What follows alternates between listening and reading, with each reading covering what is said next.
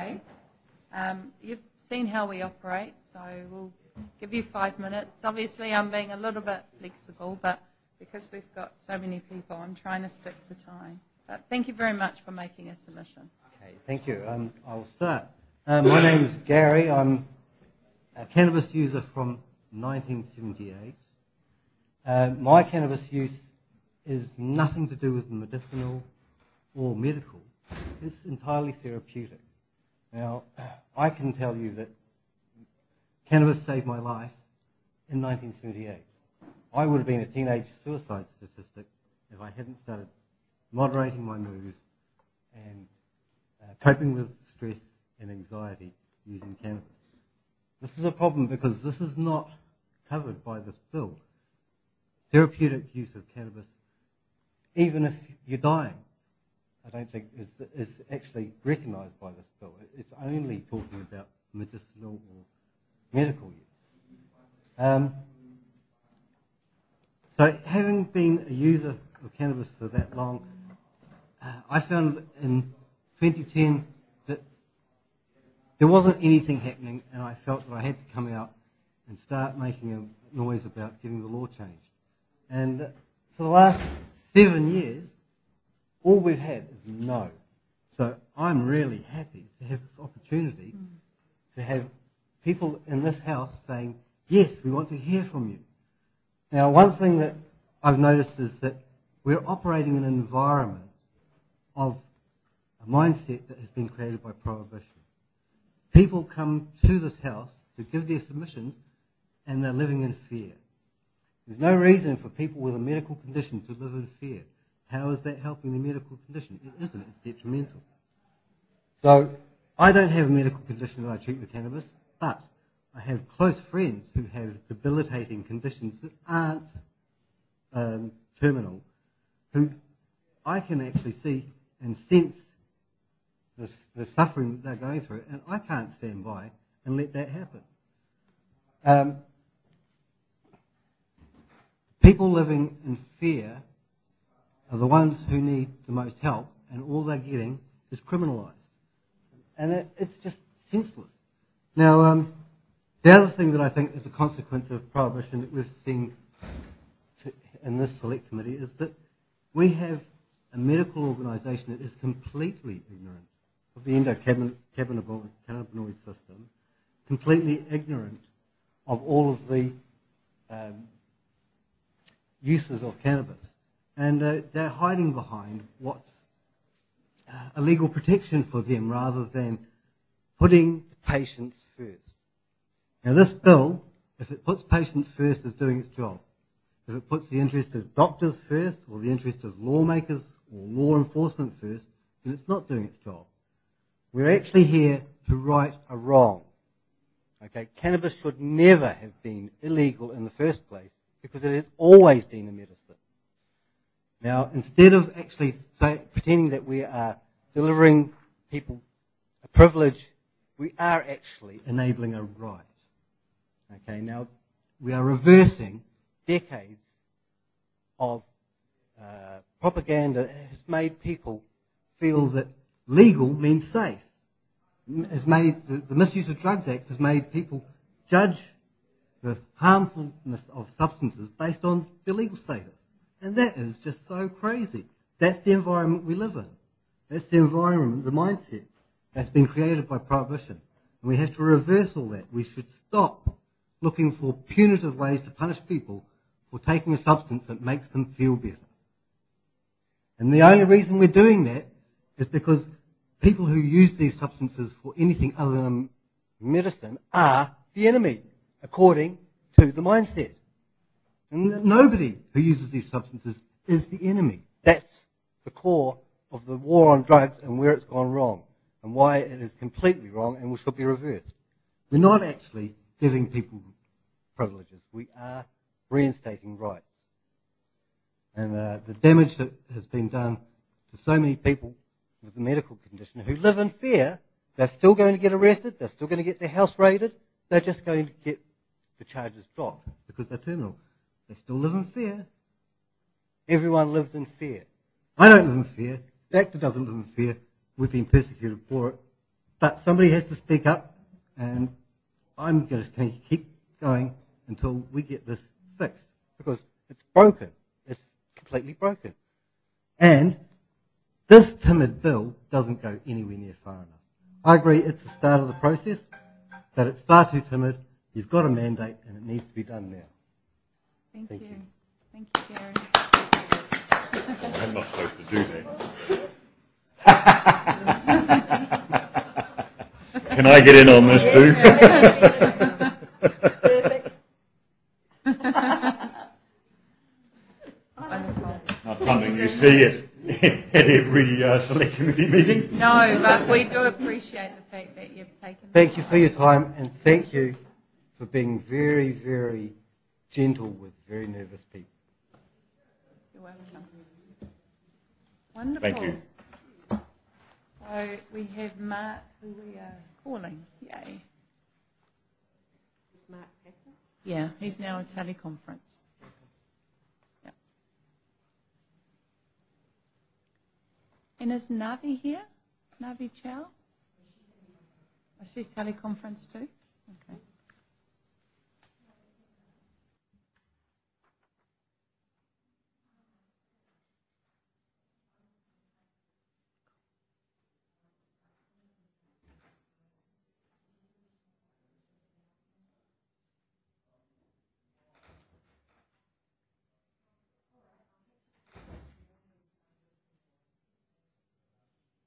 Yeah. Kia ora, Mark. It's Louisa Ward here, Chair of the Health Select Committee. How are you? Can you hear me? In the middle of Patton, but go ahead. Oh, here we go. We can hear you now. Can you hear me? Yeah, it's difficult on this phone, but go ahead, give it a go, mate. Oh, lovely. Hey, now before we give you your 5 minutes, Mark, I've got two colleagues in the room and they want to introduce themselves. Hi, Mark. Yeah. I'm Nikki Wagner, MP from Christchurch. Yep. Kia ora, Mark. Anahila. And? Anahila, Yeah. based at Papakura. Okay. Lovely. So we're in your Fire, hands. fire, Fire what away. is what? Fire away. You've got your 5 minutes. Yeah, well, I think the whole idea of reserving the use of cannabis for medicinal purposes, raw, unrefined cannabis, is only for the terminally ill is misplaced. There's plenty of other people who are suffering pain and problems, such as myself, who can benefit from the use of cannabis, raw, unrefined, because the medicinal cannabis doesn't have what is needed to really ameliorate a lot of the disabilities that some people have, such as eating disorders or oral disorders. Yeah. So yeah, and for the problem of who wants to be supporting the criminal element. I don't want to be. I'd like to be able to grow my own. And I also know that it'll be clean. There won't be any toxic chemicals involved. As well as being able to have caregivers being able to handle it, even though they don't use. So, yeah, it's long overdue. And even if it, we're not looking across the Pacific Ocean and studying our American cousins very well. They've legalized it in 25 states. And they have really not had a lot of difficulty, and it's helped a lot of people medicinally. It brought the cost down. Medicinal cannabis is very expensive, whether as opposed to you, if you're on a fixed income, as I am, that you can afford it because you're growing your own. So we're not learning anything from the U.S. We want to reinvent the wheel. Anything else you can think of? No, the pretty salient points. I don't. Do you have any other questions?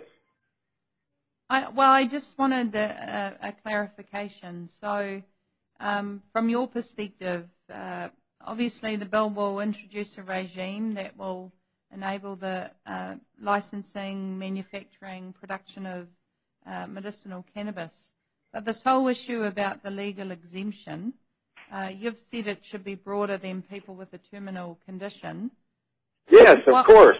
And it just shouldn't be restricted to medicinal cannabis because, one, that'll have the THC removed, and it'll make it a lot more expensive, especially for people on fixed income, such as myself. And another aspect of it is that they have to stop seeing patients as criminals. Right. No, I've got that point. Yeah. And so to restrict it just for medicinal cannabis is misleading on the part of the subcommittee. Because the medicinal part is the pharmacological, which is your Sativex and your Tilray. And what you're saying is medical cannabis is the whole plant. People consume it however they like. The raw, natural cannabis. Yeah. Not emasculated, the full thing. Yeah.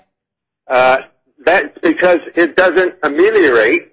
The medicinal cannabis does not ameliorate many disorders, pain, and what have you that many patients are suffering. Very good. Thank you for that. Plus the cost of having to buy medicinal cannabis as opposed to raising your own. Yeah. Thank you for that point. Appreciate your all right. Mark. Lovely. Thank you. Yeah. Bye-bye. All right. I'm glad you guys are there to do it. Thank you. Bye-bye. What's the difference between the medicinal and the medical? Yeah.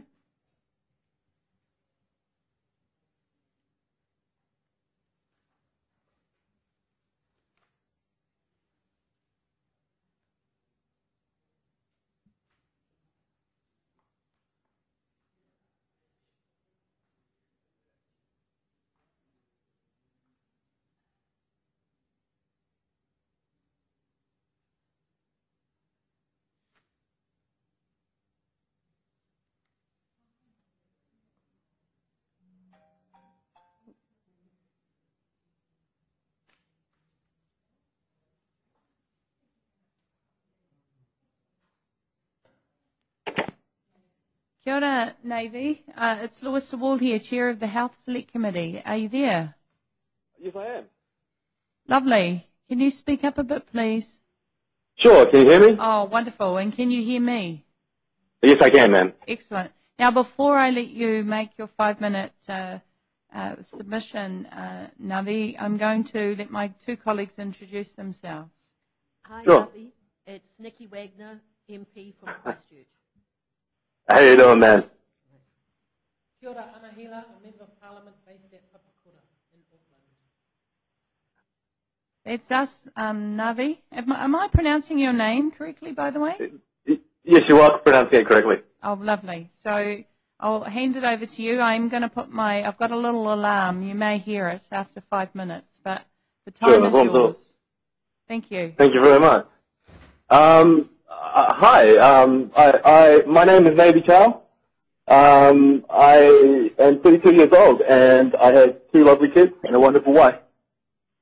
I came back to New Zealand about 4 years ago. A trained quantity surveyor, which is a carpenter in the New Zealand in the rebuild here. For the past probably about 15 years of my life, since I was about 17, I've had a family member or a good friend battle with or die of cancer. Liver, large intestine, esophagus. My own father passed away of esophagus cancer about 7 or 8 years ago. The doctors had him on opiates for a wee while. On the 16th of January 2018, which is this year, my auntie passed away of large intestinal cancer. They had her on fentanyl for about 4 months. On the same day, on the 16th of January 2018, I wasn't able to be with her because I was in district court, facing sentencing for my first single charge and my only charge. I was convicted of the cultivation of cannabis. I was sentenced to 3 years, and it was commuted to 400 hours and 5 months detention. A lot of that information about that case was put through the papers. And yeah, so I wrote a submission not really about my perspective on cannabis, but I did point out some things concerning legislation. Before I was arrested, I spent about 2 months in Australia.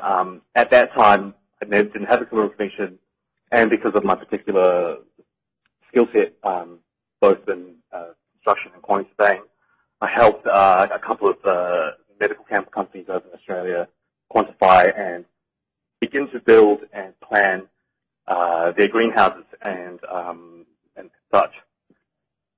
So in my particular case, I had an opportunity to sort of see how regulation over in Australia panned out and what ultimately caused some problems in terms of the developing their industry over there. And then I have, of course, some opinions about how hopefully New Zealand can take advantage of the lessons learned over there. So yeah, first of all, but I'm pretty sure you may have read my submission, but it is about not hoping that landlords don't need to become involved in the licensing process. The industrial hemp regulatory system right now, the B1 form that you can fill out to cultivate a prohibited plant through the Ministry of Health, which I think they have about 6 applications at the moment. All of those applications, on that application, you are required, the landlord or land ownership is required on the licensing. Over in Australia, it's something similar, but instead they quantify it in terms of, in order for you to get a cultivation license, a research license, cultivation license, production license, or manufacturing license, you need to prove that you have significant capital investment. Obviously, apart from that, you cannot have a criminal record, and more stringently over in Australia, you can't be associated with anyone with a criminal record in order for you to pass a fit and proper person's test and get any license of any kind. Over here in Australia, I'm hoping that's not the case. I'm hoping that I can, someone can, or I can, rent space like any, like most businesses. I can rent commercial space or agricultural space and run a business, whether it is in terms of cultivation, production, or manufacturing of medicinal cannabinoids. And obviously, in my particular case, I'm hoping there is some consideration for people who have criminal records. People that do have criminal records, they certainly, especially in the cultivation of cannabis, certainly have a particular skill set that can help the industry. So, yeah, I hope that's all I have to say. Great. Thank you very much. Very clear submission. Any questions? Nikki? I'm happy. Yeah, I mean, what you're wanting us to write into the law is actually a really pertinent point. Why should you be disadvantaged going forward if we legalise medicinal cannabis from growing it if you've had a conviction that says you're a good grower or that you have grown it? And it's one of the things that actually I think your situation has provided a bit more of a focus on, given your obvious training expertise in the area, but more generically as well. I mean, why should the fact that, times changed, if the laws changed, why would we want to stop people actually who have some experience in the industry from participating in the industry? So thank you very much for highlighting your particular experiences, because for me it's actually provided a different view on what may have seemed to be an irrelevant point that others have made. So thank you very much, Navi. Thank you very much for your time. So we have Chris. So the person who is next is Kristan Noone here. Oh, Kristan, kia ora. Welcome.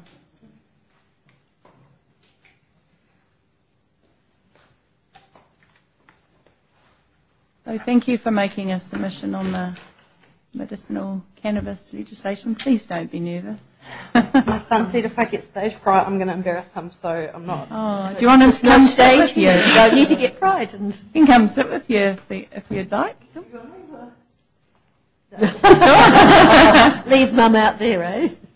So we've got 5 minutes. I am going to put the timer on, and it's more just to keep us all focused. Yep, let's do this. So, thank you. Okay. My name is Kristan Ramsden, aka Noone, and I'm not a statistic or a case number.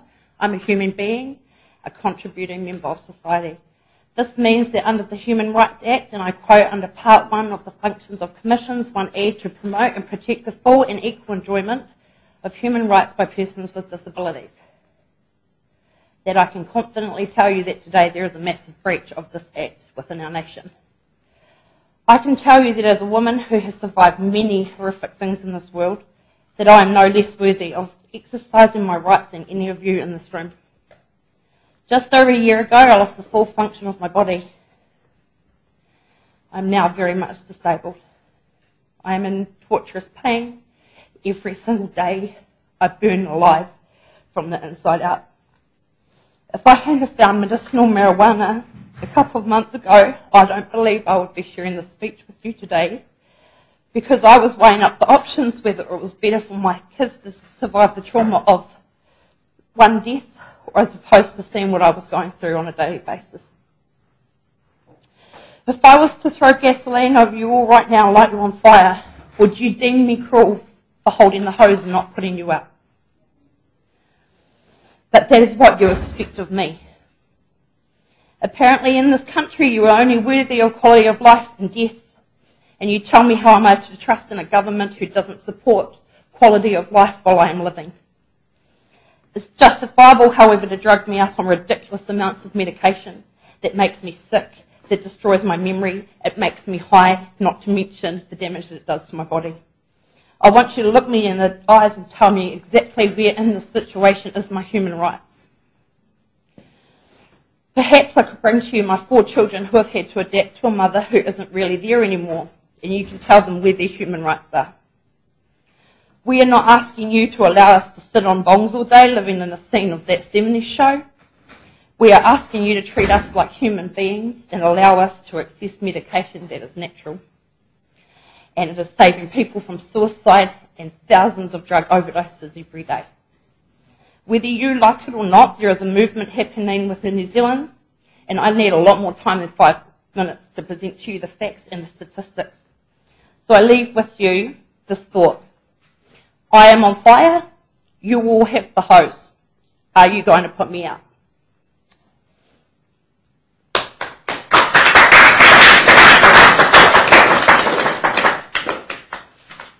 Thank you very much, Kristan, for sharing, I guess, how much medical cannabis means to you and your life, your quality of life, your ability to function. All I want to be is a mum. Yeah. Again. Yeah. So I've worked very hard in this country. Yeah. And I want the right to live again, because I don't want to be choosing between suicide and, what's better off for my kids. You have access currently, is it, to one of the pharmaceutical? I sure do, and I wouldn't be here right now if I didn't have taken it last night. So is it Sativex or Pardon? Tilray? Is it the pharmaceutical No. product? Oh. And that's another thing that I just need to quickly highlight is one brand doesn't fit all. Okay. You can't just assign one brand and think it's going to help everyone for their ailments. You need different ratios, different compounds, Yeah. and it needs to be researched and done properly. So the substance that you take, how do you know that that's been researched and done properly? I trust the woman that's doing it, and I trust in it because of what it's done for my quality of life.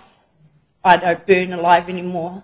I used to sit there with water coming out the whole time trying to put ice packs all over my body, crying and screaming and trembling in pain and begging my family to massage my body and put cold tea towels on. The next day I wasn't burning anymore. My bones weren't feeling like they were being crushed in a vice.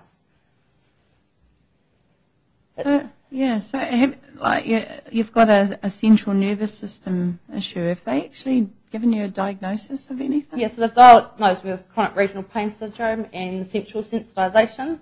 I've just had another surgery, hasn't done anything. In fact, it set me backwards. I took my medicinal cannabis into the hospital and I told them I have no shame or embarrassment about using it because it doesn't get me high. My medication gets me high. I'm on 2,700 mg of gabapentin a day. And I also am trying to run a business and look after 4 children on this medication. And it is so hard. So in terms of when you take your medicinal cannabis, do you take the other drugs as well? Is it both together, or do you? Yes, because at the moment I'm weaning myself off, but it's because it's such a intense drug. I can't just do it straight away because I could have seizures and heart attacks and all that stuff. So I am currently weaning myself off pharmaceuticals, and I've managed to wean off 300 mg so far. You know. And over what length of time are we talking about? Well, before surgery it was over a couple of weeks, but and because I've had surgery, I've sort of gone backwards a little bit, but I'm back down to the 300 mg again, weaning off, and I'm confident that I can get off it. And so how long have you been taking medicinal cannabis? 2 months, and 2 months ago I was wheelchair bound or in my bed, and I wouldn't have got here today. There's no way. Thank you. Anahila. I just want to thank the kids for coming along. I mean, he's my biggest supporter, and they're very sad at the loss that they've had, you know, because I was a very hands-on mum. And I asked him on the way over if he's noticed that I've stopped crying and in so much pain, and he said yes. And that's because I'm on this new medicine, and I said I'm not allowed to take it, and he can't understand why. What did the hospital say when you showed them your... There's not much knowledge about my condition in New Zealand because there is no cure. They don't know, and each individual patient is different. But because I'm so straight up with my specialists and everyone that has anything to do with me, they just went with it because I don't know, you know, I just don't. I'm not ashamed. I'm not ashamed to want to be better and to have quality of life.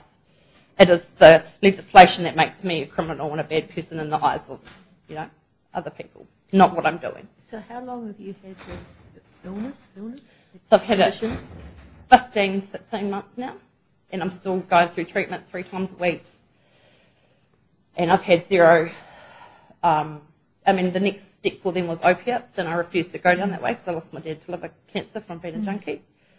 And sorry, I shouldn't say that, you know what I mean, he was a 70s guy. Yeah. And eventually killed him, you know, so I just don't want my kids to watch that.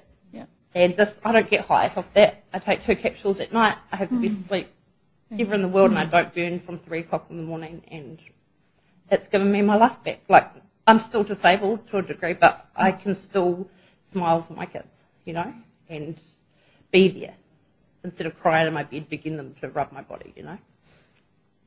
And just one last question. This may be a foolish question, but if you've had this for 15 and 16 months, why has it taken to you to the last 2 months to find medicinal cannabis?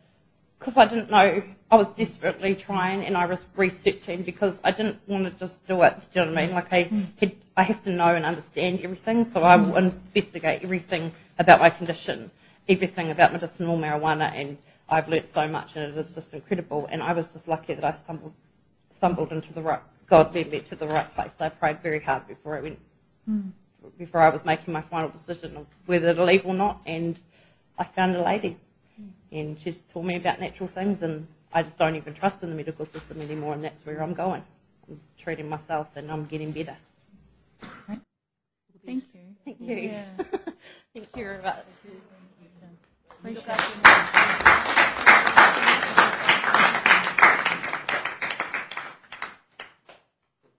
Is Steve Perry?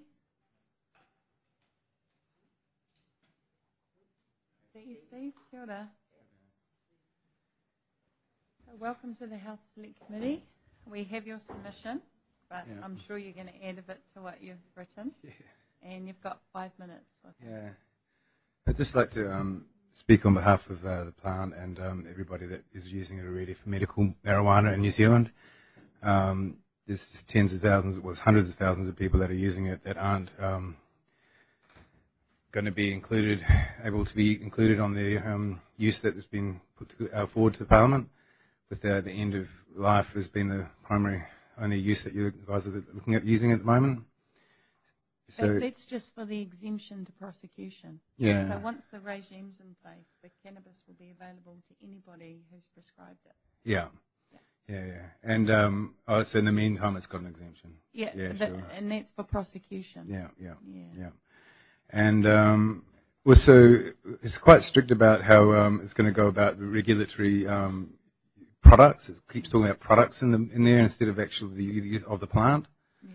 So I'd like to point out that in 2003, when they made in California, when people got the ID card, that it was for marijuana itself, so that they could just go and have the card, obviously prescribe medical marijuana, and then get their product, which was the plant itself. Why would we be looking at doing something different than that, 15 years later, when we already know that from all of the evidence that it's proven to be perfectly safe and viable means of using it? It's just another regulatory body that gets in the way if we don't just allow the plant to be used. I think some of the issues around the plant had to do with the process that this Parliament is in. So, and I mean this 3-year term of this 52nd Parliament, because we had Chloe Swarbrick's bill was initially voted on, which was a conscience vote that was voted down. One of the issues has been about individuals being able to self-cultivate or nominate somebody. Now that's completely out of scope of our bill, and it won't be opened up. The clerk's given us advice because the Parliament's already dealt with that issue. With regards to that, moving forward, then can the reform committee that's actually been set up is going to be advising the regular, moving forward. Yeah. Then can they also take a look at why we wouldn't?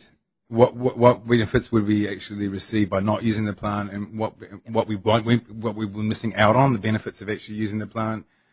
Is a fair call for them to be looking at the plant itself. We can highlight that in our select committee report. Yeah. And I actually think one of the other things that we've already picked up on is when we get into the specificity of the balance between the CBD and the THC and then its relationship with different conditions. Actually, someone's asked, well, why, if seeds are developed for those particular conditions, can't a doctor prescribe the seed for that particular ailment for the person to... So I actually think all those things will be in scope in the future, but not in this bill. But it should be something that body should be able to... That body should be looking at. That would be great, because that's more right up to the date. In Canada now has done this themselves, and you can get medical marijuana right today, and it's the plant. You can go get your prescription, go get the plant. So our government is completely behind it. 2003, California did the plant. 2018, Canada's doing the plant. New Zealand's still not even looking at doing the plant. It's really behind. We need to pick that up in a big way. Yeah. And I believe that it's actually because big pharma's here in New Zealand, and we've got a big pharma government that's in the past been listening to big pharma, and I think this bill represents the previous government. We need to be up to the play with what is actually happening in the world, and why these interest groups have been able to be in pressuring the government to not allow us access to the plant. Yeah. No, we're definitely on our radar, and it will be in our select committee report. Yeah. So thank you for your submission. Appreciate that. Is Richard Boswell? Oh, okay. Because then we have 2 people teleconference, or? Okay.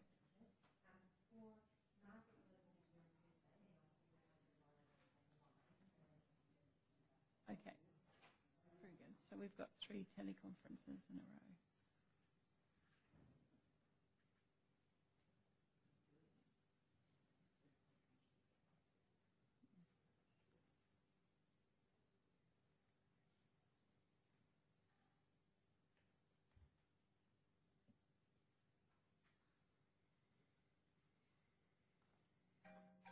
Oops, I keep...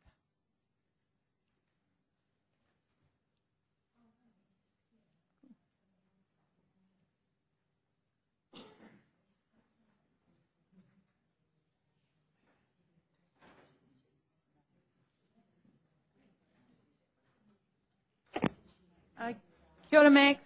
Well, Maxwell, it's Hello, Louisa how are Wall you? speaking, the Chair of the Health Select Committee. Welcome to our hearings this afternoon. Can you hear me? I can hear you loud and clear, thank you. That's lovely, Maxwell. Now, before we go on, I have two colleagues in the room who will introduce themselves, and then we'll hand it over to you, and you have 5 minutes for your submission, please. Right, I suspect you've had a busy day, so I'll make it as brief as possible. Thank you. Hi, Maxwell. Nikki Wagner, MP from Christchurch. Hello, Nikki, how are you? Good to see I met you when you were years ago, and your husband when you were in Cranford Street, and you were in property involvement. Excellent.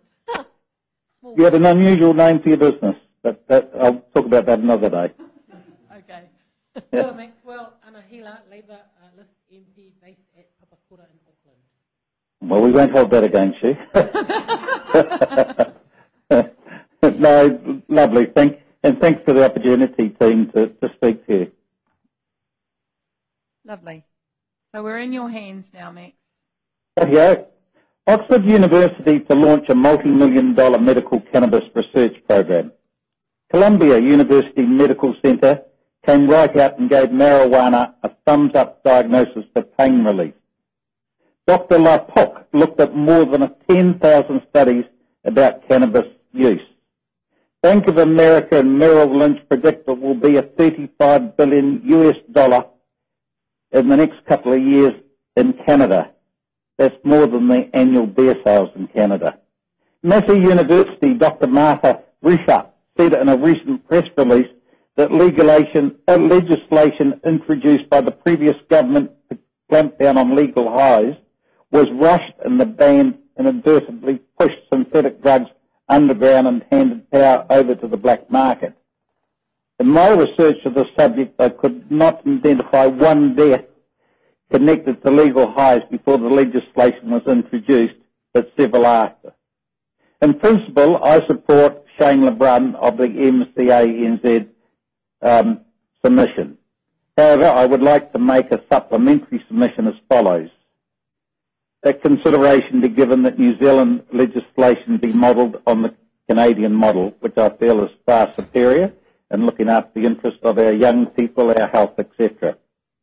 Any person with a drug conviction that involves a jail sentence to be barred from any direct involvement in the industry.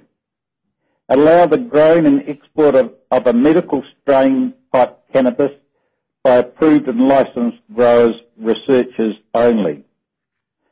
I believe New Zealand is missing out on a lucrative opportunity because of the past stubbornness and ignorance when it comes to legalising the growing of cannabis, the exporting of cannabis of strains that are suitable for medicinal purposes.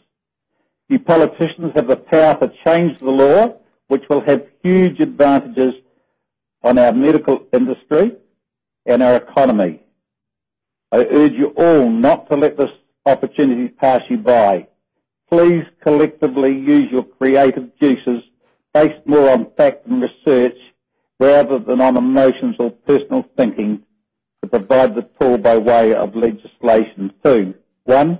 Establish and enforce a system of strict growing and production, distribution, regulations on the quantity, safety, distribution, child-proof packaging, warning labels, mental health support, education programs, health awareness, and so on. I believe you have a huge responsibility to shoulder. With the utmost respect, please learn the lessons from the past and don't stuff it up. I thank you for the opportunity to address you and wish you all success in coming to your decisions. Please be deal makers, not deal breakers. We need to be leaders, not followers. That's all. Wow. Thank you, Max. Very good. Well, thank you for the opportunity. Thank you. And all the best. We You've appreciate got a huge task ahead of you, and I know you'll give it the consideration. I just thank you for the opportunity that you've given us to speak. You're welcome. Thank you, Max. Thank you very much. Cheers.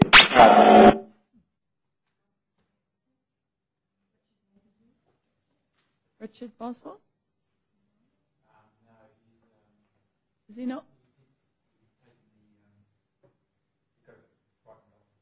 Did he? They're not scary.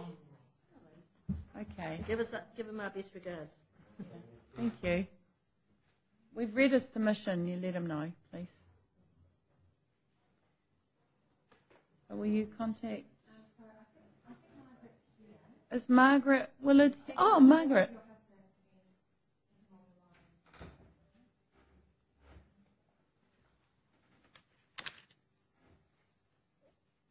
Welcome, Margaret. And we're going to ring Lionel. Yes. Billy. Yes. I'm on the phone. Yeah. I can understand why people are scared off. I mean to talk about such personal things in a public space is very daunting, I'm finding. So, shall I wait till Lionel's listening?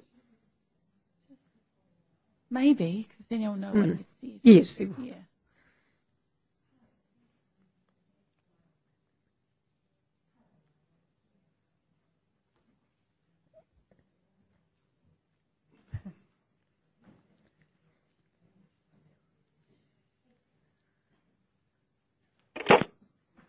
Kia ora, Lionel. Welcome to the Health Select Committee. We have your lovely wife, Margaret, in front of us, ready to deliver her submission. Okay, thank you. Lovely. So we'll let you go. Thank you, Margaret. Thank you. I just want to start by saying that, and I don't know what he's going to say, but Lionel isn't one to talk about himself. And this is probably the most we've opened up, apart from his doctor, to any of the issues that Lionel has. You'll have read Lionel's history. Mm-hmm. I will give you some photos.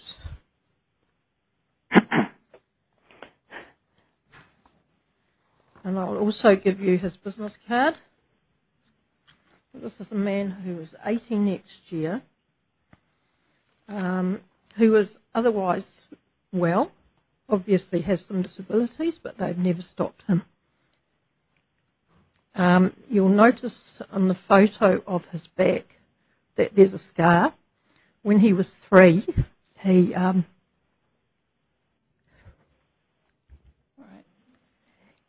spent a year in plaster, and that's a cut from the plaster.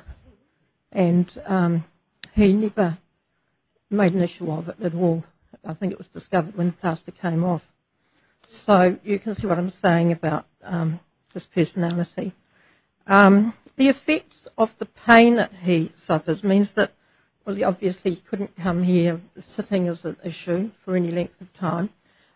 We have difficulty doing things like going to cafes. Probably the only thing we can do to some extent is watch TV together, and so we choose our programs very carefully. And this is done with a lot of standing up, sitting down, lying down by Lionel, and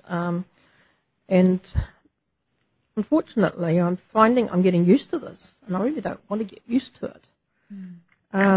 But it gets worse than that. I mean, sometimes Lionel will spend the morning in acute pain, and it's really distressing, and I can hear the various levels of moaning through the house. So, you know, this is something that he doesn't deserve.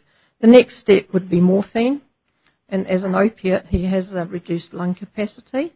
I think that would hasten the end, and this man is not ready yet for that. You can see from his photo, I'll show it to everybody actually. He's a very vibrant person. Yeah, this was taken a couple of years ago, but not a lot has changed. And still running a business. So he's not ready. He has no degenerative diseases. He has a lively mind, philosophical view on life, and a very, very strong spirit. He deserves to live or work out the natural span that he's going to have. So we would like medicinal cannabis to be legalised as ASAP. I mean, this is a very personal point of view, obviously. We're not, I mean, I find the bill a bit bewildering. We find it quite ridiculous that it's easier to get the illegal substance than to get something that's not going to have a psychoactive effect, but is needed at least the opportunity to try it by some people to actually give them quality of life, just quality of life. Yeah. Yes, could I just say something at this point? Yep. You there? Yeah. We've tried just about every painkiller that there is going, and none of them really work to any great extent. And there's always side effects with most of the painkillers that the doctors try on you. So this is the whole, and I mean, we've got no idea, in fact, if marijuana would have an effect. I don't know, but it would be nice to have the choice, as far as I'm concerned, anyway. Yeah.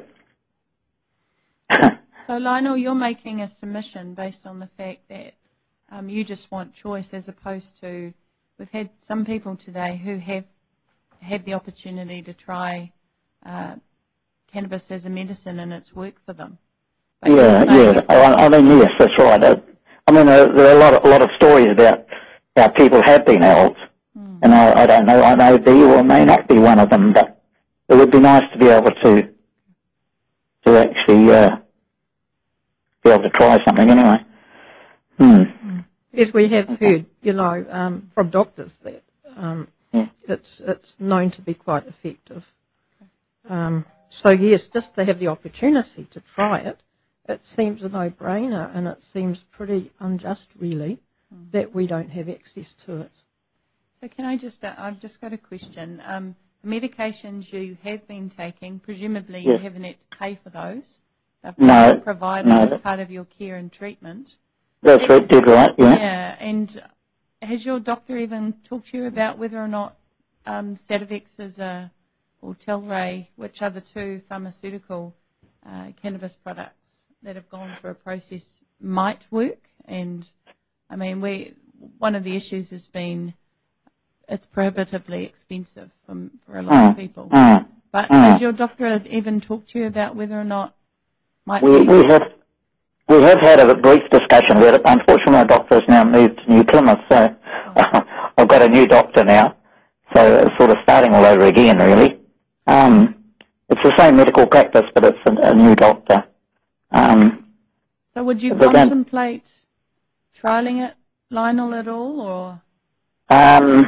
Well, possibly if I had a bit more information about it, because it seems to me, the reading I've done on it, like in America, for instance, there seems to be so many variations on a theme, if you like. Yeah. But different problems, people have different problems. My one seems to be somehow related to possibly a nerve problem, which is giving me so much pain. Apart from the only real relief I ever get from it is by lying flat on the floor for half an hour or so, and that gives me some relief from the pain. But as I say, we've tried all these drugs and things, and they don't sort of work too well. So they're about to try something else on me shortly, I think. Very good. I think the Sativex, though, if that was a trial, I think it would be worth trying, don't you, Lionel? Oh yeah, I mean, yeah. The money's not the point of it, really. I don't think. If it was, Well, can I just say, on our behalf, thank you so much for being vulnerable and actually coming into a public space with your private experiences and sharing them, because it takes a lot of courage and it takes conviction, because you want to see a system that's working for you and assisting you and actually a whole lot of other people to lead the best life that they can. So. Oh yes, that's right. I mean, my view of retirement is when you're dead, really, and I want to keep going as long as I can, because I really enjoy what I do. Oh, that's fantastic. So both of you, thank you so much for participating in the process. We've really benefited greatly from your input. Thank you. Okay, thank you very much. Can I just watch for a little while? Sure. Yes. Okay. Thanks, Lionel. Bye. See you later. That's right. See you later.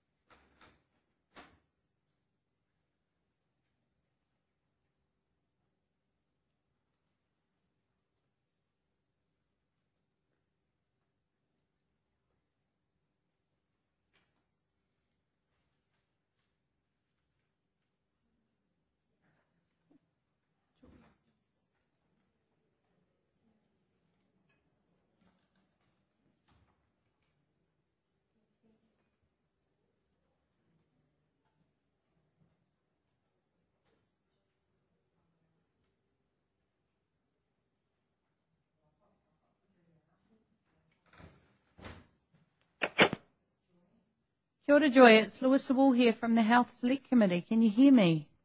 I can. Thank you. Oh, lovely. Now, before you start your submission, Joy, I have two colleagues who will introduce themselves, and then we have 5 minutes for you to make your submission, please. Hi, Joy. Okay, thank you. Hi, Joy. I'm Nikki Wagner, MP from Christchurch.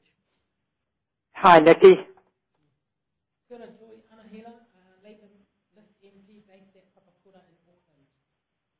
Hi, sorry, I missed your name. Anahela. Thank you. You're fainter than the other two. I'm louder out this end. Yes, that's better. That's better. I can hear you now. Thank you. Lovely. So we're in your hands. Thank you, Joy. Unfortunately, my submission has disappeared into cyberspace, and I haven't been able to find it. So please bear with me if I repeat myself. I guess the points that I wanted to make that I may or may not have said was that I am dependent on marijuana, and there's just something about having to be so covert and clandestine that I find incredibly difficult. I've been someone who's been upfront with things all my life, and suddenly a whole part of my life has to be secret, and I can't talk to others, I can't ask for help from others, and nor can I offer help. And I think that actually is something that is usually if I have something that would be helpful to others, I want to share it, and I'm not able to. And in fact, there have been some ways around that. My osteopath, for example, knows that that's what I do and sent me one of his patients to talk to, but it all had to be very clandestine. But someone who's suffering in the same way and didn't know what to do. So I guess that's one of the things that I find incredibly difficult. The other is that there's also something incredibly difficult about having to manage a drug on my own. One, I had to figure out that it worked after trying 10 others that didn't, and two, I've had to work out how to make it. I now know how to get it in capsule form, but it's all just been totally trial and error, and this doesn't happen in any other area of medicine where a person is left to figure out entirely on her own how to do it and what the dosage is. And so I find that incredibly difficult. The other issue that I'm aware of is that I wrote to Peter Dunn repeatedly, and have also brought it up in other ways where I've been able to, and I keep being told, well, there's no research. Well, of course there's no research because it's not legal. So how can it be researched? So those of us that are dependent on it are in a position of having to be told this all the time, and at the same time knowing that it works for us.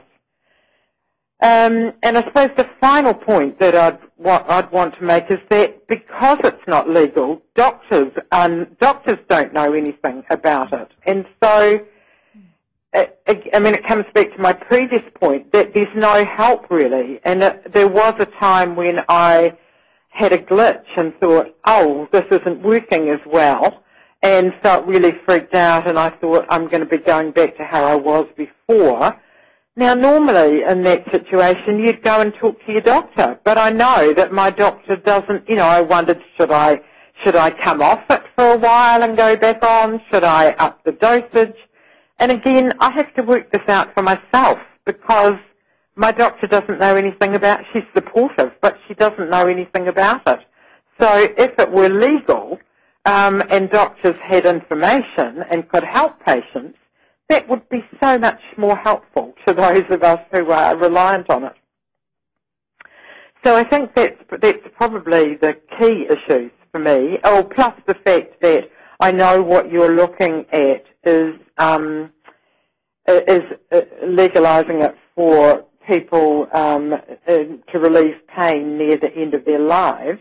Well, I hope I'm not near the end of my life, and so this isn't going to help me because I'm going to need it for the rest of my life, and I'm constantly worried about looking for a source. So, Joy, when the legislation is passed, which I'm hoping it will be in this year sometime, the regime, once it's established, the access to the medicinal cannabis will be for anybody who needs it as per the prescription or the prescribing of their with their GP. So it will very much become about the relationship the patients have with their GP. In your situation, you will be able to help educate your GP about, how effective it was in assisting you. The terminal part of the bill is really about the legal exemption for people who have a terminal illness who are currently using cannabis for them not to be prosecuted. Mm. So I understand that, yeah. and I hope you're right about it becoming legal. But what we're talking about is Sativex, aren't we? And that's not going to help me. I can't afford to pay $1,100 every time I need it. So I'm eligible for Sativex now, and because I'm planning to travel overseas shortly, I have some as we speak. But I can't. There's no way I could use that on an ongoing basis unless I was willing to sell my house, which I'm not. Yeah. And I think because we only have 2 approved products available here in New Zealand, that it's a supply and demand issue, and those 2 particular pharmaceutical companies are making as much from that share in the market as they can. But they certainly are. Yeah, but understand what you're saying, and very much appreciate the time that you've taken to be part of our process. Yes, thank you. Just the other point about Sativex, it is not an easy product to manage. It has to be kept, I've forgotten, I think it's between 2 and 8 degrees. So the only time I have had it is when I had it last year when I travelled overseas, and I've got some again. Travelling with something that you have to keep at that temperature is incredibly difficult to do, and it also tastes absolutely disgusting. And there's no reason for that at all. It doesn't have to be like that. I manage my own supply in capsule form. I keep it in the freezer. I've allowed it to thaw, and it's still effective. And so it's a totally unsatisfactory product. Okay, thank you. Appreciate that feedback. Wonderful. Okay, thanks very much. Thank you. Okay, bye-bye. Is Sue or Suzanne? It's you. Suzanne. Just Lovely. myself as much as anything. This is some produce from my property, which you can have, if you like. That's the mandarin. Look at that. That's a small feijoa. Oh, we'll be fighting over that. I've got tons of feijoas and things. I'm good at growing things. Thank you. That should give you a little insight. I'm very, very good at growing big things that grow big and lush and lovely and sumptuous. And that's what I know all you people here know about the plant and how beautiful and magical it is. And that's what I love listening to this. This is so exciting. This is so wonderful. This is my 5 minutes. It is. Shall I start? I haven't started yet. Shall I start? I never get to talk for 5 minutes. I interrupt myself. I will start. Okay, yeah, start now. There you go. Start, go. Okay. So, yeah, I do grow marijuana, and I'm of the age where I call it dope, and stuff like that. But there's nothing wrong with me physically. I have used it for my, because I was prescribed antidepressants 5 years ago. Split, business went bung, left with all the debt, got rid of the abuser of 32 years. At that same time, I also went and did something called the Owen Glenn report for myself. And I went and spoke, and I took the top off that scab. Do you know what the Owen Glenn report is? Anybody? Owen Glenn was a multi-millionaire who decided to give $2 million to send people out, lovely women, out into centres and to talk to survivors of abuse. Survivors. I'd never been called a survivor before, but by my own hand I became a survivor. And I went and did that, and it was great. And I didn't realise until this sort of came up that this was the start of my... Because before that, I had been a drug addict when I'd been younger. I'd been a heroin addict for a few years. But then I came back to New Zealand and I never touched hard drugs ever again my whole life. I had five babies, and never touched drugs of any description during that time. Probably a bit of that would have made life a bit easier, but it didn't. But anyway, that was my life. But when I had this Owen Glenn experience, as I'm going to call it, it was wonderful because I realised I wasn't a victim anymore. I had something to offer. I was a survivor, and I thought something good was going to come out of it. You know, a rich, ugly old millionaire gave the money to women that he knew nothing about for them, their story to be heard. And then a smart-ass journo decides to scrape up a piece of news about Owen Glenn and how he'd abused a woman in Hawaii in a hotel. I don't give a flying. In fact, if he'd said, yeah, I did that, and I'm ashamed, slap me, do something. But he didn't. He did what every other man I'd ever met had ever done, and still does. Lied, defended his way out of it, paid his way out of it, powered his way out of it, I don't know. You know, and that's when somebody gifted me some marijuana, and I chuffed my way through it for the next 2 or 3 years. It took ages, and I enjoyed that. I couldn't work. I couldn't operate. I tried to. I had moments where I did. I had 2 deaths in my family. My mother, who'd been an alternative person all her life and refused help, and died in agony from an operation that she didn't need because the doctors in Tauranga Hospital wanted to practice. So she died of the blood clot, but it was cancer. And my nephew, who died, a talking head in the end at 33 after 2 years of being fried and pummeled, and because he was terrified of taking anything that wasn't. He had to be a good boy and do what the doctor said. And I don't know if you know what power males and doctors have in this country. But I've felt it. I've seen it. I've been part of it. I've experienced it through my birth. And I trust my body. I birthed my children. I never vaccinated any of them, and I'm so glad I didn't. I didn't give any of them antibiotics, and I'm so glad I didn't. I did the alternative. I'm holistic. I look at the whole picture. I've got this. I made this to bring down here. It's a smudge stick. And I'm going to take it back home, and it's going to be part of my journey, because that's what I believe. That's what I believe. And when I go up there and I see my plants, the feeling I get from them, the communion, the joy, I don't even know what I'm growing them for, because it's not all for me. And I have never sold it. I gift it away. I make potions. I make cells. And actually, I was just wondering before, back over this back thing, instead of giving sativa, why don't they make like a mesh like they have for the burns people? With manuka honey. Yeah, but with the... With, no. yeah. With, yeah. Aren't you talking? Yes. Hey? That's yeah. Oh, yeah, well.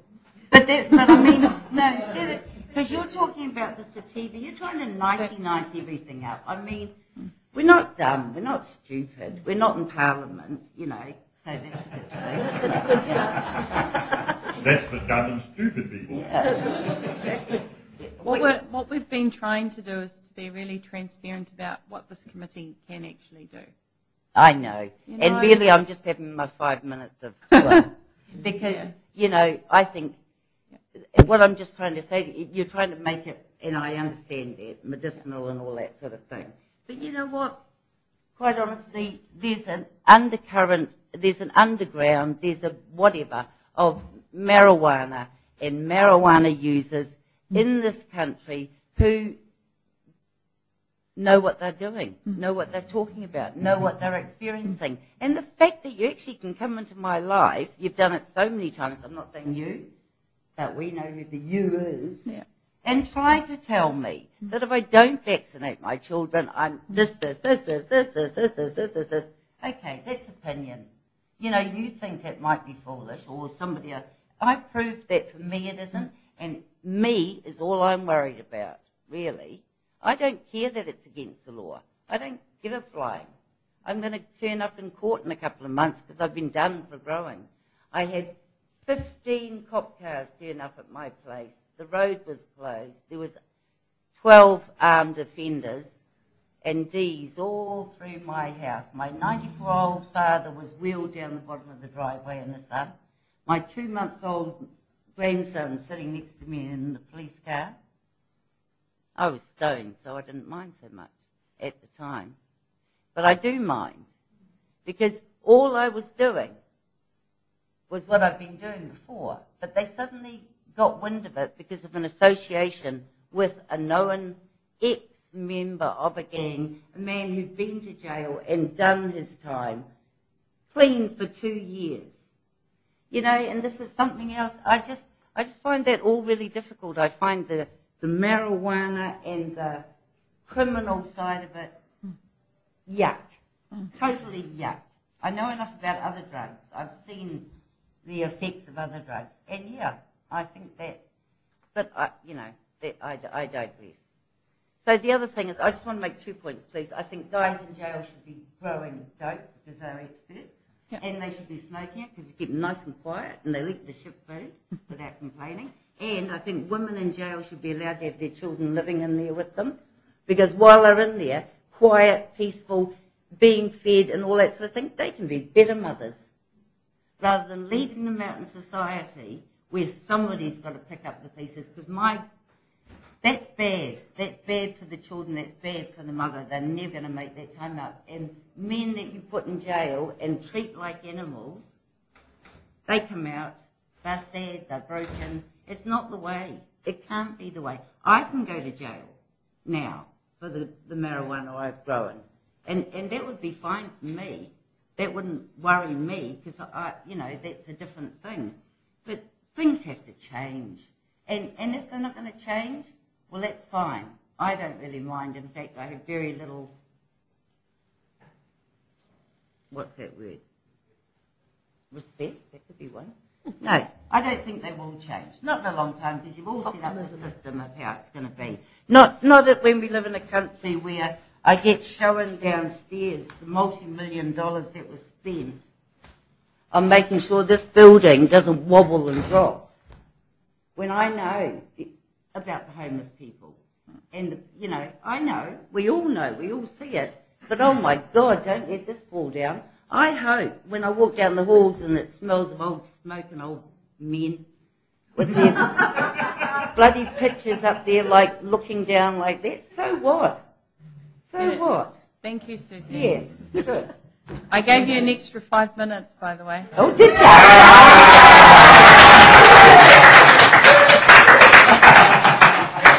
Thanks, dear. Appreciate it. Hey, but I did think, if there is a newspaper, 5 minutes for the orange. Oh, yeah, that's right. Actually, is anyone hungry? You should grab it and eat it. Organic. Help yourselves. We've been eating tomatoes. Do we have Kelly here? Kelly.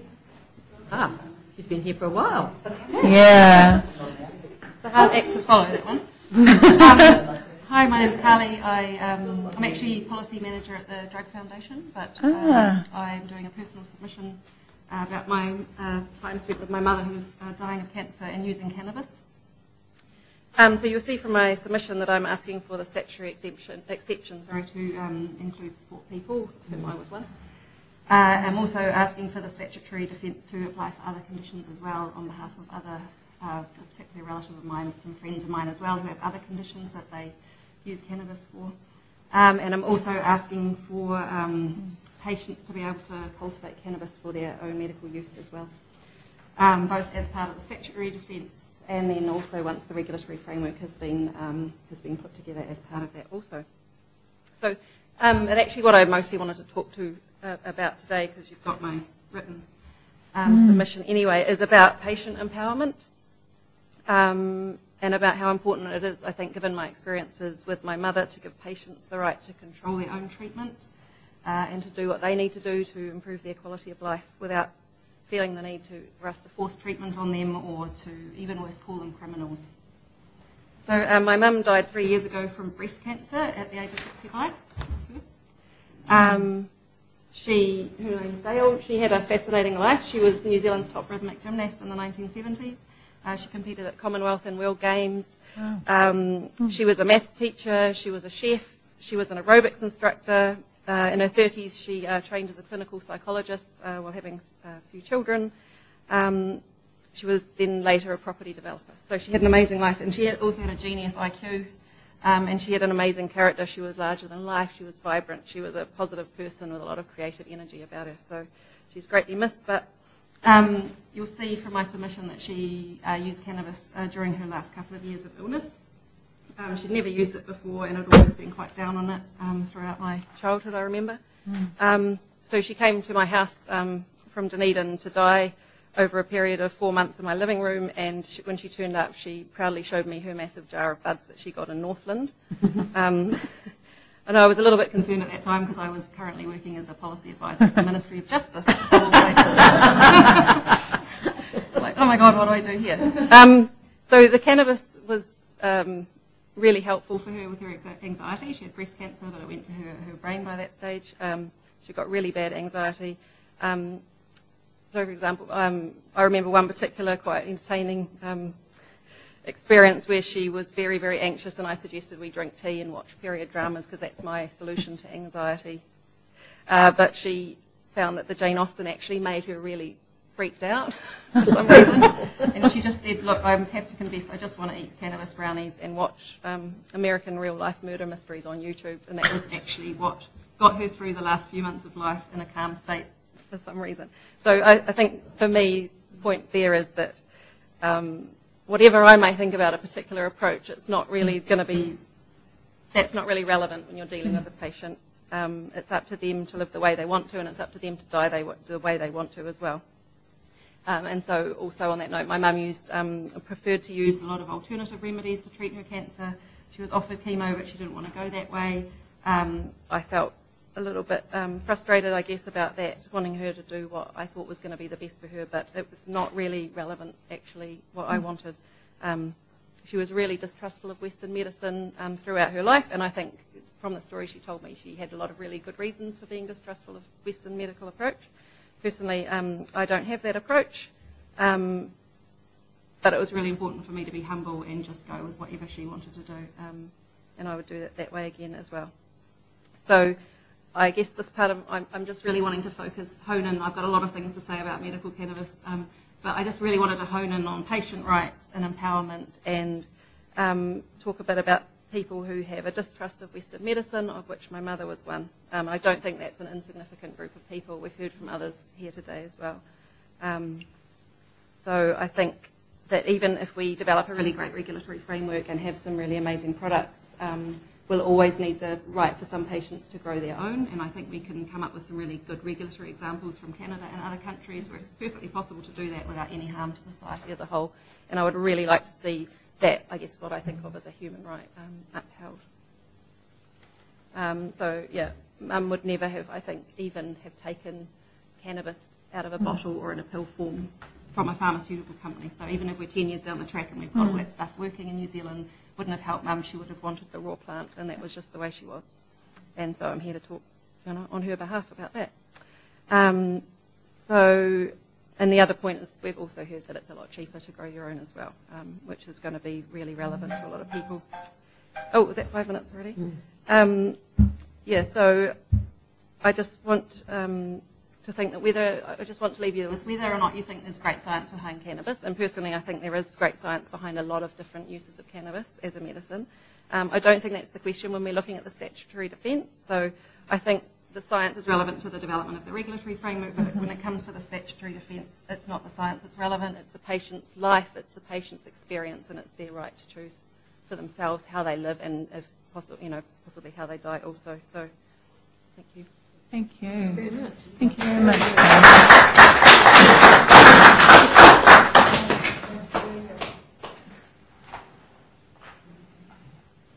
So we have Mason via teleconference.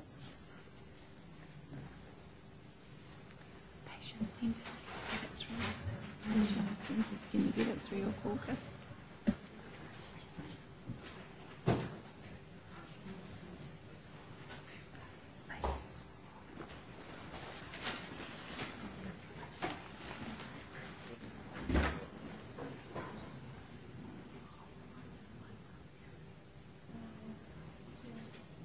To have a think because I'm going to have to persuade.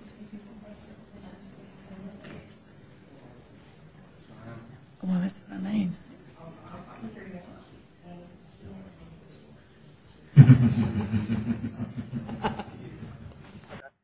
I haven't got anything to say. Kia ora, Mason. It's Louisa Wall speaking, Chair of the Health Select Committee. How are you? Can you hear me? Yeah, kia ora, how are you?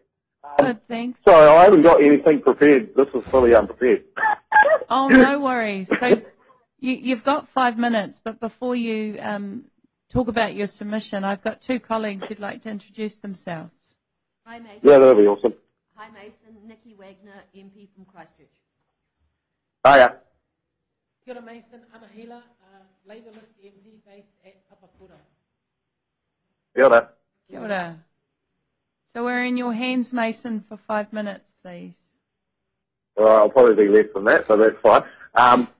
So the reason why I submitted for medicinal cannabis is because my brother, he is known as Tom Greencob, he's a C4 tetraplegic. He is actually considered a green fairy, and over the last few months his house was raided and they found I think about 20 plants and cannabis oil for himself, and he was, giving it to other people as well. In regards to that, he taken into note that he is a C4 tetraplegic. He does use cannabis medicinally, and yeah, I just think it's fully ridiculous that they came and raided him, and now they're convicting him of this. So that's the whole reason why I submitted, and I think that it should change pretty much. Yeah, because it does help him a lot with his dyslexia and his bladder problems and everything that he's having. Cool, I'm done. Thank you. Well, thank you. So it was quick and easy, I wasn't really prepared. Yeah, I'm just checking. Are there any questions? Anna? It'd probably be good to hear from Tom. Your brother. What was that, sorry? My comment was that it would probably been good to hear from Tom about his experience. Yeah, he goes under Tom. His name is Jacob Spooner, but yeah, it would be. At current, he's, talking with probation officers and all that, so he's pretty cracked up for the week. He did just get out of hospital 5 days ago because of his UTI and his bowels. So yeah, what he did do is he had grow a strain, and I think it was called Charlotte's Web. It has lots of CBD content in there, and he would mix it in a coconut oil and sort of use it on his head. He'd turn it into a balm, use it on his wounds, and he would also, eat stuff as well, which seemed to relieve a lot of pain for him. Wow. Well, thank you very much, Mason, for advocating on behalf of your brother. And we appreciate your submission very much. Thank you. No worries. Thank you, guys. Yeah.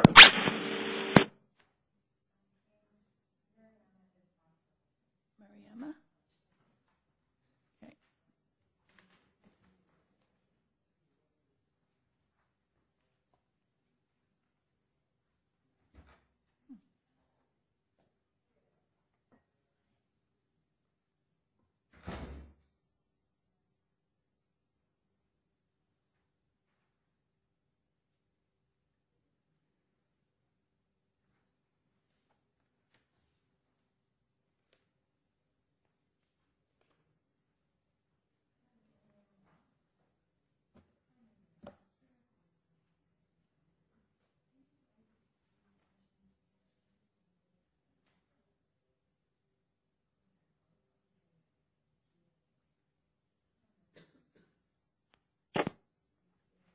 Kia ora, Miriama. It's Louisa Wall here. I'm the chair of the Health Select Committee. Can you hear me?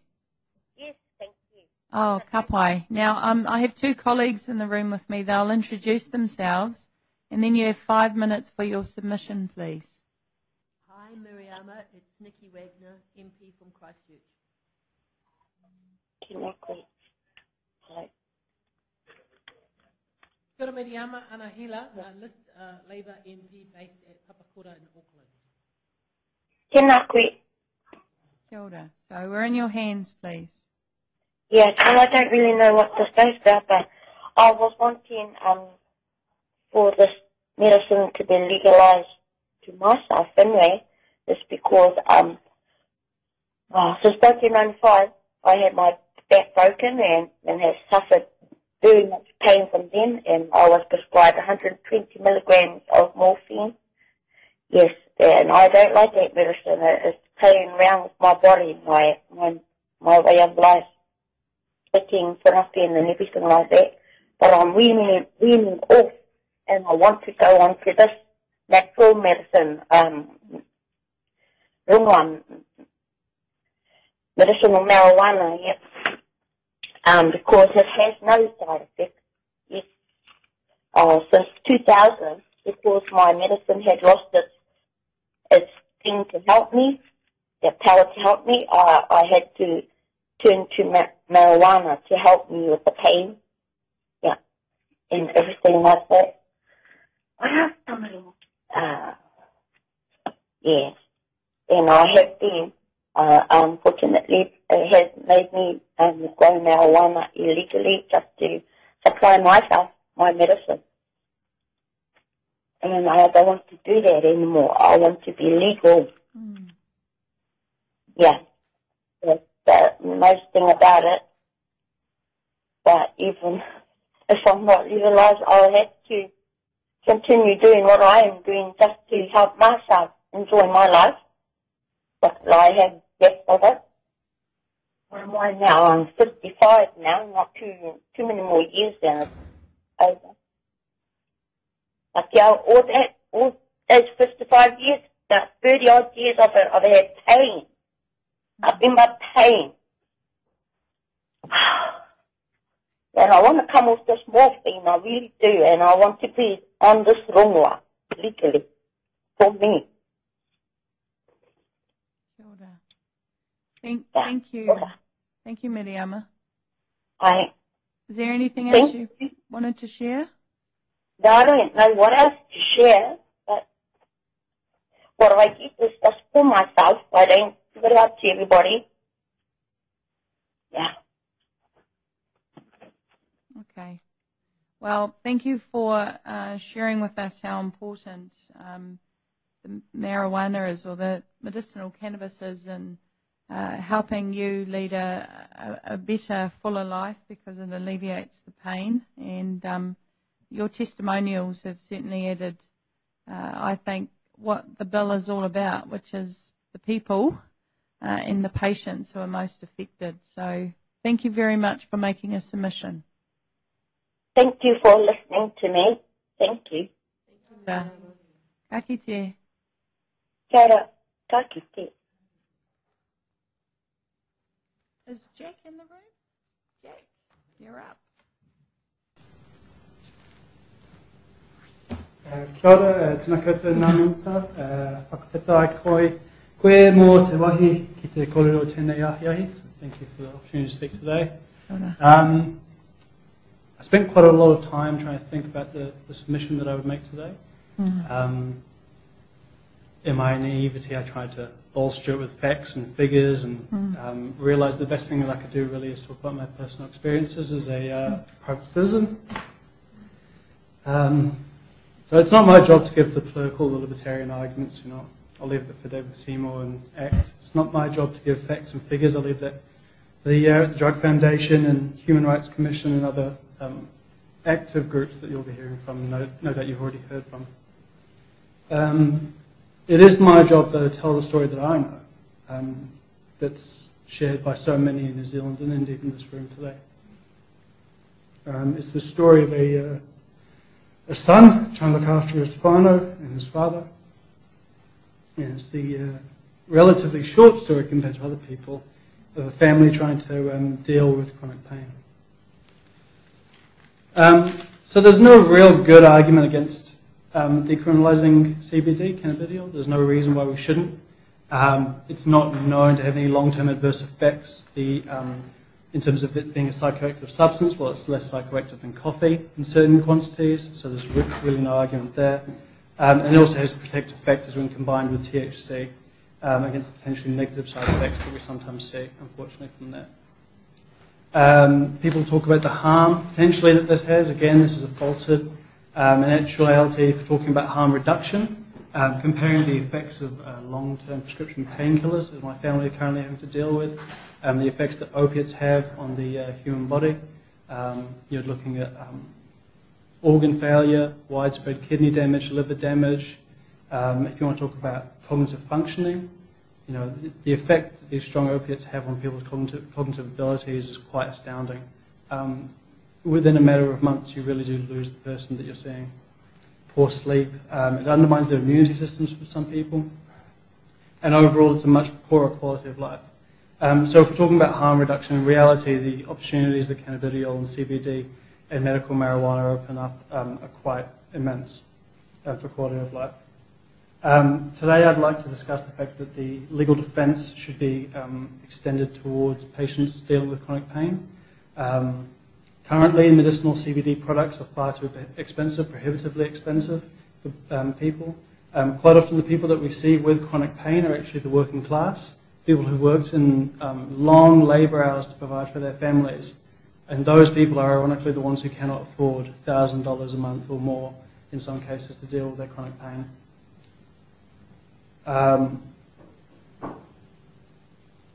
There's a hypocrisy of the argument there in the current position that cannabidiol or CBD will get into the hands of non-chronic pain patients, that somehow by legalising medicinal cannabis will actually enter into a market there. Again, that's a falsehood. If we look at the way that opiates and painkillers are controlled, in reality they're quite heavily regulated and we still see them entering into the black markets. So if we're going to talk about sort of substances entering markets again, cannabidiol offers much less of the negative side effects than those strong painkillers. Living on opiates and living on strong painkillers really does reduce a person's ability to function.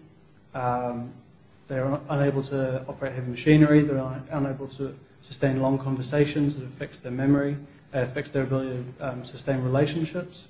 In contrast, on CBD and cannabidiol with low THC, people can actually return to a really high quality of life. They can start to contribute to communities. And in reality, that's what we're seeing. We're seeing the loss of viable and valuable members of communities because of chronic pain issues. And in turn, those people don't deserve to be criminalised because they have pain issues, and they certainly don't deserve to be put in the dichotomy that our family are facing of a lifetime of pain or a lifetime of addiction. And those really are not equitable outcomes that a person should be able to choose.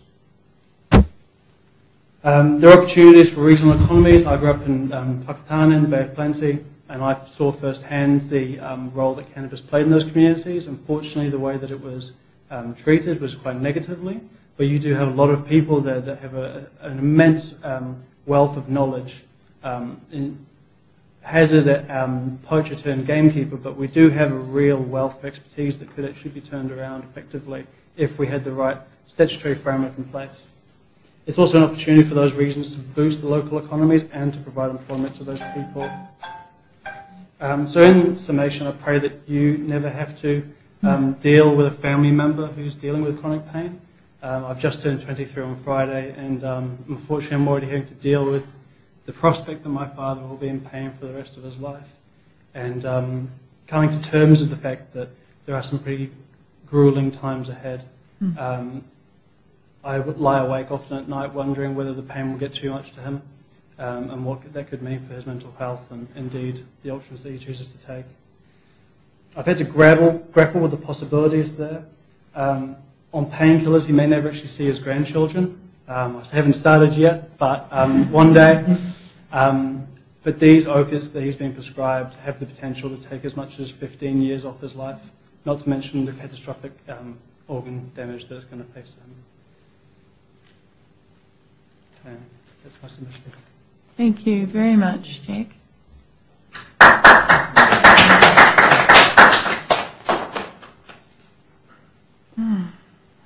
Is Deborah? Yeah.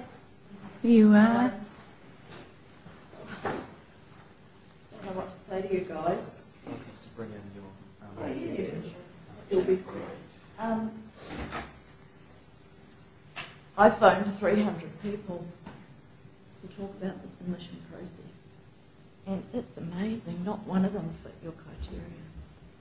So, what are you going to do about it? How are you going to change this? I mean, what will you do for my son? How will he be affected by what you're going to do? Will he be able to get cannabis products with autism and epilepsy?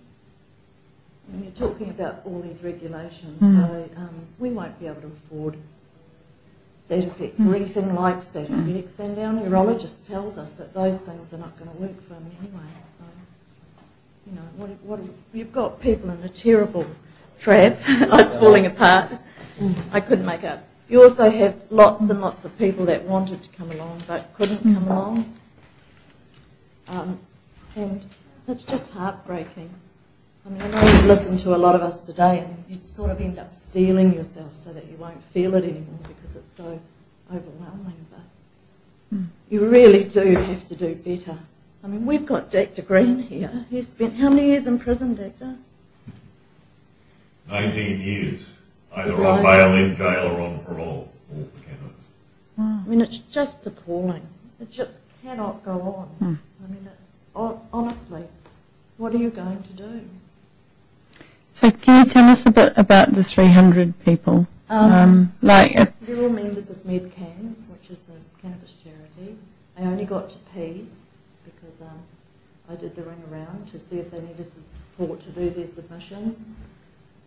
Most of them were terrified and coming forward to do the submissions. A lot of them are using cannabis anyway now. A lot of them are known to their specialists, rheumatologists, neurologists, and that really annoys me because where are these people? They're not defending us. They don't come forward. They won't put themselves on the line. And you're talking about medical professionals. Professionals. I mean, we have a GP who's Canadian and completely supports us to have our son on cannabis, but that won't help me in the middle of the night if the police decide to come and break my door down. I mean, he'll still be safe at home, tucked up in his cosy bed, while we're being, you know, dragged over the coals. So, what's it like, Doctor? Is it pretty horrible when you get arrested? Jail's jail. Yeah, I mean, this is pretty nasty. For cannabis, it is. Yes, it must be absolutely dreadful. So, patients, we're stewing in our own juice, literally. We're stewing in adrenaline and cortisol on a daily basis. We don't run on blood, we run on stress. Because we're just stressed all the time. We have to keep it a secret. I can't have relatives come to my home. I mean, they have members of the police force, they're lawyers, they've had to cut themselves off from us because they know that we use cannabis and we have it in our home. It's been really hard. So of your 300 members... Well, I think there's about 600. I only got halfway through. Oh, okay. So I'm really interested then, if we did manage to broaden it from people with a terminal illness... Because not one of them fitted your criteria. Well, not one out of 300. And that's why I'm really interested now. Would all their medical practitioners or the professionals that are assisting them with the varying range of ailments that they have, would they all be prepared to sign letters to say that they think cannabis is a good option to treat their symptoms there? I couldn't tell you because I don't have access to their specialists or their doctors. And my doctor and my specialist support my son. So yes for you? No. They No. support my son, but they're not prepared to put themselves in a difficult situation. But if it was legally they could prescribe, that wouldn't be a difficult situation for them. If they could legally prescribe, no, it wouldn't be a difficult situation. Yeah. So the issue for the profession is around the legality. Yeah. And we can understand You can that. change Because, that. yeah, but if we were to somehow, because at the moment the exemption is for people who have a terminal illness, Yes. who are likely to not live more than 12 months. I mean, I have a dear friend who's now been given 18 months to live. So what are you going to do with Hannah while she waits? For another 6 months, you For mean? another 6 months. There, 18 months. And you heard from the doctors, they can't be sure about that, whether Hannah's got. So she could suffer for 2 years. I mean, it's just appalling. And the process feels very, how does it feel to you guys? Does it feel like we're all just talking in the wind? Yeah, a little bit? I didn't hear you. Does it feel like we're really having an impact and that they're going to do anything reasonable here for us? I have to say, having heard you today, I'm more impressed than I was before I came. Well, that's wonderful. Thank you. But you remember that we are the select committee who recommends. There's 120 MPs that have to make a decision on this, and it will probably be a conscious decision, I think. We haven't treated it as a conscience decision. It's been voted on as a party. And the problem that we have is Chloe's bill was treated as a conscience decision and it didn't get through, which would have alleviated everything that you're worried about. With the promise that they would have a conscious vote. So, I mean, I've been listening all day, and you can't listen and absorb everything that you've shared and it not hit your heart, I listened right? to 300 people, and I felt like a piece of jello. I just couldn't take any more in. I just didn't know if I wanted to cry or kill myself. It was just horrendous. But believe me, you're seeing the tip of the iceberg, you really are. Yeah, we're aware of that. We're aware that some people have found the process intimidating. We're aware that people are really distrustful of politicians, political processes, and I guess what we're trying to do as members of the committee who's responsible for shepherding this bill through the House is to do everything we can to actually honour the process, which has been everything that you've told us, everything that you've said. I mean, as I've pointed out, I think that we can make a very strong statement about a regulatory regime, and if we get seeds that are specific enough, yes, doctors should be able to prescribe seeds for people to be able to grow their own. Absolutely. Now, I'm pretty committed to that being in the Select Committee report so that we can highlight that. That was one of the big issues. We will highlight that people have challenged us about why are we being, is it compassionate to say if you're going to die in 12 months then we're not going to prosecute you? Why is that compassionate when we've had actually people in the public domain basically say we are smoking or using cannabis, what are you going to do about it? I'm going to die soon, and they haven't been prosecuted. So there are issues that we have to try and find a consensus with. Like if we can find a consensus and a way to frame it that our colleagues and our respective caucuses support, knowing full well that, that what the bill currently says is what the minister wants, and that then is, I think, as you've kind of highlighted, that then will mean the process does have an opportunity to feed in an impact on what the legislation will look like. But this is only the beginning, in actual fact. Mhm. I mean, all this true. bill does is do the statutory defence and open the door for setting up a regulatory regime. Then all the work around the regulatory regime has to happen. And that's why, yeah. So thank you. Thank you. And thank you for staying around so long because you've been here all day. So have you. You must be exhausted. Thank Well you. done. Well done, Deborah.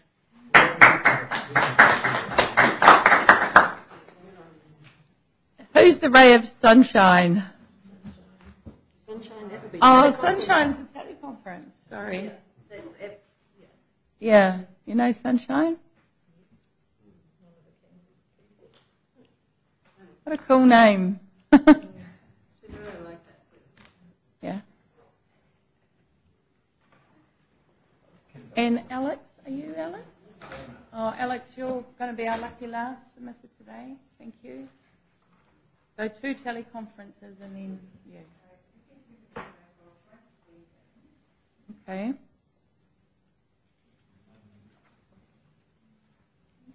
Gosh, Stephen's submission is succinct.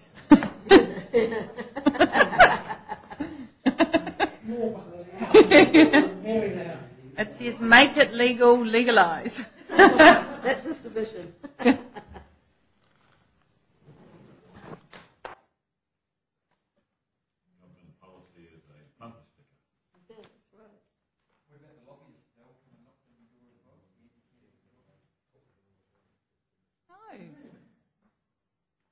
No. Hand on heart. No, anti. No. Have you? No.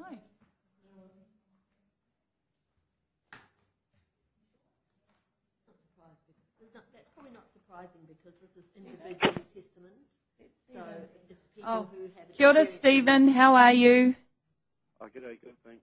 Oh, very good. It's Louisa Wall here. I'm the chair of the House Select Committee. My 2 colleagues will introduce themselves, and then we've got 5 minutes to hear your submission, and we have got your written submission in front of us as well. Oh, okay. So, what's the submission? I'm not too sure about it. Like, I haven't really looked into it too much. So, Oh, right. what's my part? Well, your part. Well, so you've submitted to the Misuse of Drugs Medicinal Cannabis Amendment Bill, and we have your written submission before us, and there's an opportunity for you to add to your written submission by making a 5-minute presentation to the committee. Is that something you'd like to do? Oh, okay. No, not right now. Probably not. No, I wasn't too sure what it actually was. So. Oh, no, that's okay. Yeah. But just be reassured, we have received your submission. Thank you for submitting, and enjoy the rest of the evening. Thanks, Stephen. Oh, okay, no worries.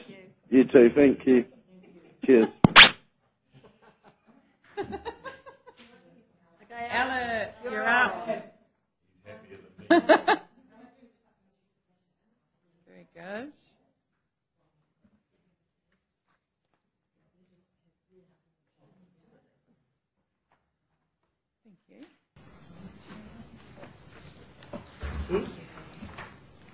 My name is Alex, and I make it no secret tonight that I have been diagnosed on the high-functioning autism spectrum.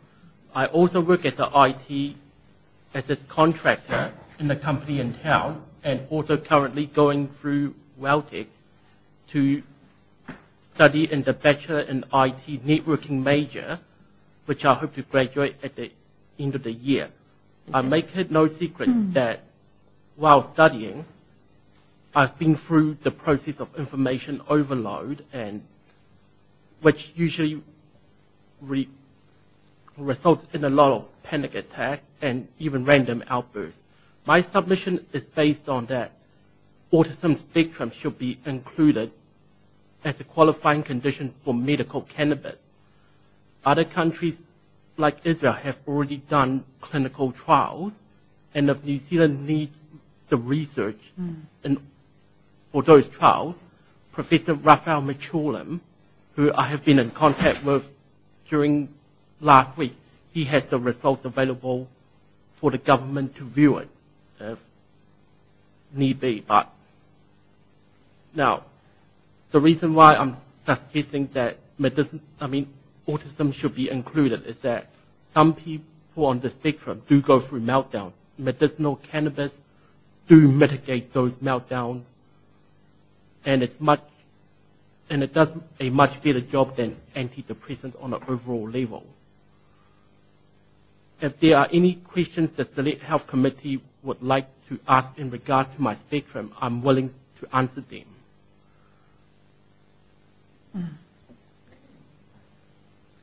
So, the medication that you've been offered to, is it? Yeah, well, that in the you've past, I've been prescribed? offered Ritalin, and Okay. I nearly wanted to kill myself. I'm not joking about it. I've nearly considered suicide because of the mood changes I went through due to Ritalin. Okay. And so the cannabis that you're currently taking I is... haven't taken it, but I've been doing research on it lately because I see. Okay. there is a professor, I think you might know, I just mentioned Professor Raphael Machulam. Sure. Mm. He told me that they have done a clinical trial in Israel on children who are on the same spectrum as me, where they found medical cannabis has definitely helped. That clinical trial has already been done. So you're currently not taking any No. medication? And to make matters worse, sometimes I really do overstudy myself, which result in panic attacks. I usually, by mitigating what I go through, I usually have to spend hours on my laptop gaming all the time, which means I could lose whatever I study for the exam, or the knowledge that I study for the exam the next day is virtually lost. But in terms of medicinal cannabis, that will literally help me cope with the effects of information overload from revising for exams as well. Anna? Thank you, Alex, for your story. Do you know of anyone in the autism community who's taking cannabis? There is, and there are a few who I know, I can't drop their names because they are also classmates of mine, Yeah. because they want to stay anonymous. Yeah. Some of them do use it because it helps them with exam preparations, it helps them with study overall, and when it also mitigates any panic attacks caused by overstudying as well. So, Alex, have you shared all your research with your clinician? Have you got a primary I doctor? gave a copy to my family doctor. He just literally told me I don't want to know about it. Because the first thing he said was illegality, and the second thing he stated was, I don't want to be involved. So I've literally over this have been considering changing family doctors, but because my parents, who I live with currently, also use the same family doctor, that's made it very difficult.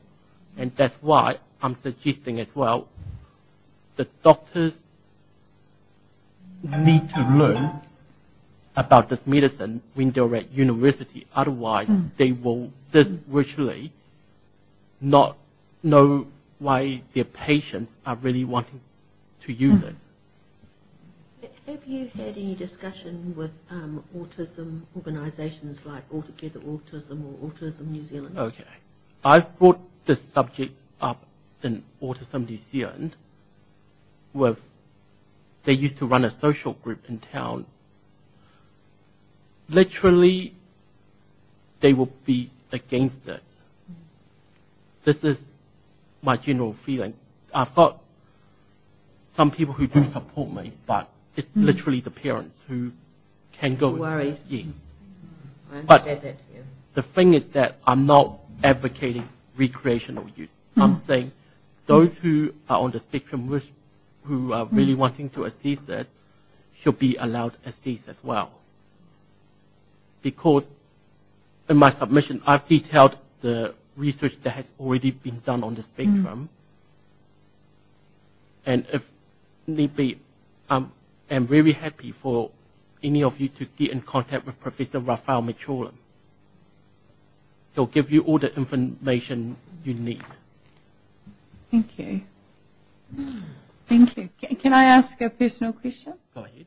How old are you? I'm turning 30 in November.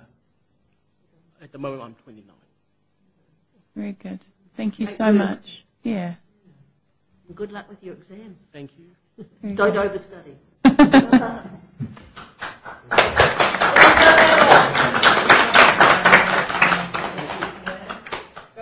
Sunshine one more time. But if we can't get her this time, you might have to tell her we tried and we've read her submission. So.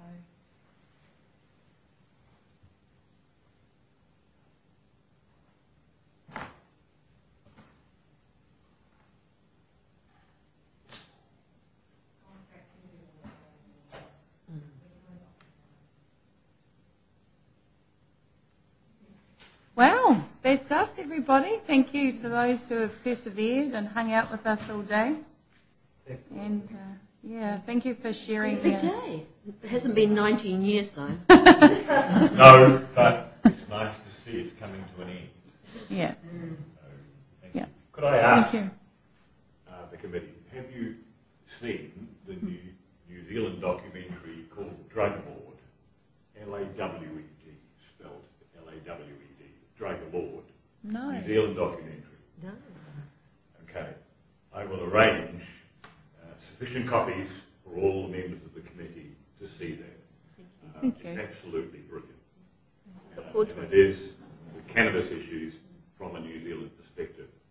But the producer, director has travelled overseas. He's in part 2 of this documentary. He has interviewed the founder of medical cannabis in Israel, and it's a brilliant piece. So I'm not going to tell you what's in the documentary. I'll arrange for you all to get a copy. That's just the trailer, isn't it? You're just the trailer. You're the trailer. I'm the trailer. Thank you. Thank you very much. Thank you.